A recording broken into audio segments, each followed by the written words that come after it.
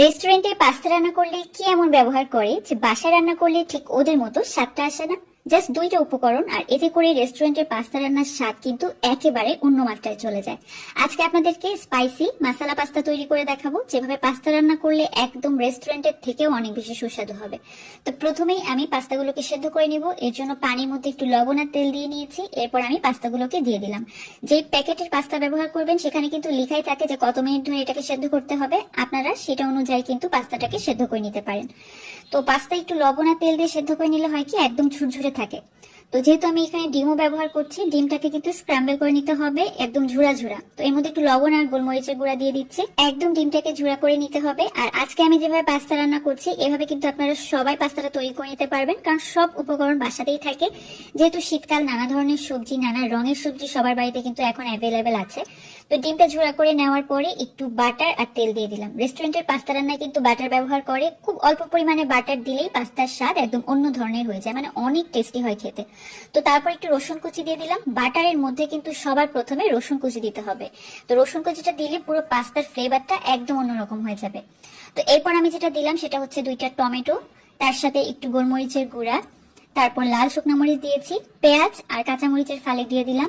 এখানে আমি দিয়েছি কিছু সসেজ আর হচ্ছে মটরশুঁটি, ভুট্টা। আপনাদের হাতের কাছে যে সবজি আছে এখন শীতকালে সেটাই ব্যবহার করতে পারেন। তো একটু চিলি ফ্লেক্স দিয়ে দিলাম, আরো একটু গোলমরিচের গুঁড়ো উপর থেকে দিয়ে দিচ্ছি, একটু লবণ দিয়ে দিলাম। কিছুক্ষণ কষিয়ে নিয়ে তারপর দিয়ে দিব পানি। যেহেতু মটরশুঁটি আর ভুট্টা দিয়েছি, এগুলো সেদ্ধ হতে একটু সময় লাগবে, তাই আমি খুব সামান্য পানি দিয়েছি। আর দিয়ে দিলাম ম্যাগি মশলা। এই ম্যাগি মশলা দেওয়ার কারণে কিন্তু পাস্তার স্বাদ একদম অন্য লেভেলে চলে যায়। আপনারা কিন্তু এই ম্যাগি প্যাকেটের যে মশলাটা আছে এটা দিয়ে একবার পাস্তা রান্না করে খেয়ে দেখবেন, অনেক মজার হয় খেতে। তো এখন আমি পাস্তাটাকে ভালোভাবে নেড়ে চেড়ে মিশিয়ে নিচ্ছি। সেদ্ধ করে রাখা পাস্তাটা দেখতেই পাচ্ছেন কত ঝুরঝুরে হয়েছে।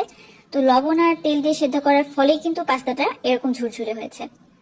তো তারপর একটু নেড়েচেড়ে মিশিয়ে নেওয়ার পরে আমি যে ডিমটা প্রথমে ভেজে রেখেছিলাম, মানে ঝুরা করে রেখেছিলাম, সেই ডিমটাকেও দিয়ে দিচ্ছি। আপনার যদি সসেজ না থাকে সেক্ষেত্রে সসেজ সারা হচ্ছে আপনার চিকেন বা ডিম দিয়েও করতে পারেন।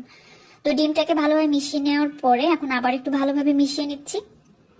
এখন একটু মিক্স করে নেওয়ার পরে এখানে আমি আরো একটু ম্যাগি মশলা ব্যবহার করব। যেহেতু আমি পুরো 1 প্যাকেট পাস্তা রান্না করেছি, 2টা ম্যাগি মশলা এখানে ব্যবহার করলাম।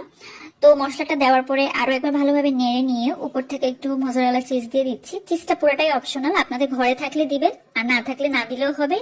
এই স্পাইসি মশলা পাস্তা খেতে এমনিতেই ভালো লাগে।